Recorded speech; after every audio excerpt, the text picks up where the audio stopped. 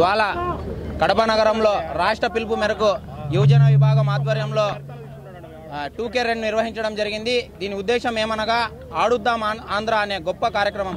నిజంగా ఇది ఒక కార్యక్రమం అనేది కాదు, పేద క్రీడాకారులకి ఇది ఒక ఉజ్వల భవిష్యత్తు రావడానికి కారణమని. ఎందుకంటే మట్టిలో మాణిక్యాలు ఎంతో మంది పేదలకి సరైన అవకాశాలు లేక ఎంతో నైపుణ్యం ఉన్నా కూడా వాళ్ళు వెనుకబడి ఉన్నారు. అలాంటి వాళ్ళని వెలికి తీయాలనే ఉద్దేశంతోనే జగన్మోహన్ రెడ్డి గారు ₹2 కాదు 120 కోట్ల బడ్జెట్తో ప్రవేశపెట్టి ఆడుద్దామనే ఆంధ్ర అనే కార్యక్రమం మొదలు పెట్టడం జరిగింది.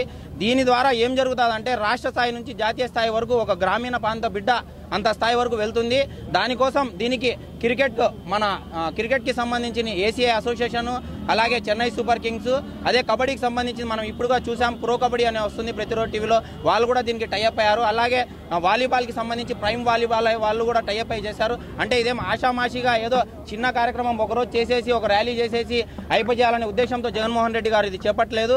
50 రోజుల కార్యక్రమం ఇది, చాలా గొప్పగా చేస్తున్నారు. నిజంగా ఇలాంటి నిర్ణయం తీసుకునే మా జగన్మోహన్ రెడ్డి గారికి మా యువత అంతా శిరస్సు వంచి మేము అభినందనలు తెలియజేస్తున్నాం. ఎందుకంటే ఇలాంటి నాయకుడు ఒక దేశంలో ఉండడం ఎంతో అవసరం. ఎందుకంటే క్రీడాకారులని ఇంత ఉజ్వల భవిష్యత్తు మనం రాష్ట్రంలోనే కానీ మన దేశంలో ప్రపంచ స్థాయిలో క్రీడాకారులకు గుర్తింపు రావాలంటే ఇలాంటి చిన్న కార్యక్రమాలు చేయాల్సిందిగా కోరుకుంటూ సెలవు తీసుకుంటున్నాం.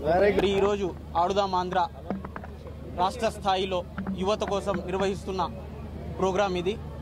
ఇందులో 15 సంవత్సరాల నుంచి అందరూ పాల్గొనవచ్చు. మరియు ఇందులో 5 స్పోర్ట్స్ ఉన్నాయి: cricket, badminton, kho kho, kabaddi, volleyball. ఈ 5 స్పోర్ట్స్ ఉన్నాయి. సో మీరందరూ రాష్ట్రంలో ఉన్న యువత అంతా పాల్గొని దీన్ని విజయవంతంగా చేయాలని కోరుకుంటూ, అదేవిధంగా 26వ తేదీన మన రాష్ట్ర ముఖ్యమంత్రి వర్యులు వైఎస్ జగన్మోహన్ రెడ్డి గారు అఫీషియల్గా లాంచ్ చేయడం జరుగుతుంది, అది గుంటూరులో. సో నేను కూడా ఒక టెన్నిస్ క్రీడాకారున్నే. నేను ర్యాంక్డ్ 34 ఇన్ ద కంట్రీ కూడా ఉనిన్నాను. నేను ఆడేటప్పుడు మనకు ఇన్ని ప్రభుత్వాలు చూసాం, ఇంతమంది సీఎంలను చూసాం. ఎప్పుడు ఇలా సపోర్ట్ చేసే సీఎంని మేము ఎప్పుడూ చూడలేదు. నా టైంలో మాకింత సపోర్ట్ కూడా దొరకలేదు. కానీ ఈ టైం ఇప్పుడు